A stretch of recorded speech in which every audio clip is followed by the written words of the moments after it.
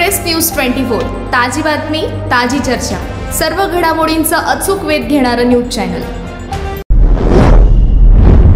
संसदेत लोकसभेचे विरोधी पक्षनेते खासदार राहुल गांधी यांनी हिंदू समाजाबद्दल आक्षेपार्ह व्यक्त केल्याबद्दल इचलकरंजीतील आज भाजपाचे कार्यकर्ते आक्रमक झाले। याविरोधी महात्मा गांधी पुतळा चौकात निदर्शने करत राहुल गांधी यांचा धिक्कार करण्यात आला। राहुल गांधी यांच्या प्रतिकारात्मक पोस्टरला जोडे मारून पोस्टर जाळण्यात आला। राहुल गांधी मुर्दाबादच्या घोषणा देत मोठमोठ्याने शंखध्वनी करण्यात आला। राहुल गांधी यांनी संसदेत केलेल्या हिंदू समाजाबद्दल आक्षेपार्ह वक्तव्य केल्याच्या विरोधात सर्वत्र टीकेची झोड उठली आहे।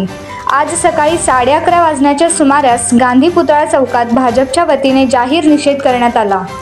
गांधी यांच्या विरोधात जोरदार घोषणाबाजी केली। काँग्रेस आणि राहुल गांधी हे नेहमीच हिंदू धर्माबद्दल आक्षेपार्ह विधान करत द्वेष बाळगतात।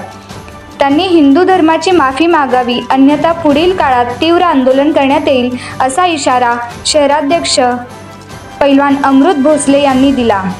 यावेळी सरचिटणीस राजेश राजपुते, बाळकृष्ण तोतला, युवा मोर्चा, अक्षय जयेश बुगड, दीपक पाटील, उमाकांत दाभोळे, अनिस म्हालदार, प्रदीप माळगे, सचिन माळी, प्रमोद पाटील, महेश पाटील, महिला अध्यक्ष सौ अश्विनी कुबडगे, सौ नीता भोसले, गंगा पाटील, सौ संगीता साळुंखे, अरविंद शर्मा, युवराज माळी, म्हाळसांकात कवडे यांसह कार्यकर्ते मोठ्या संख्येने उपस्थित होते।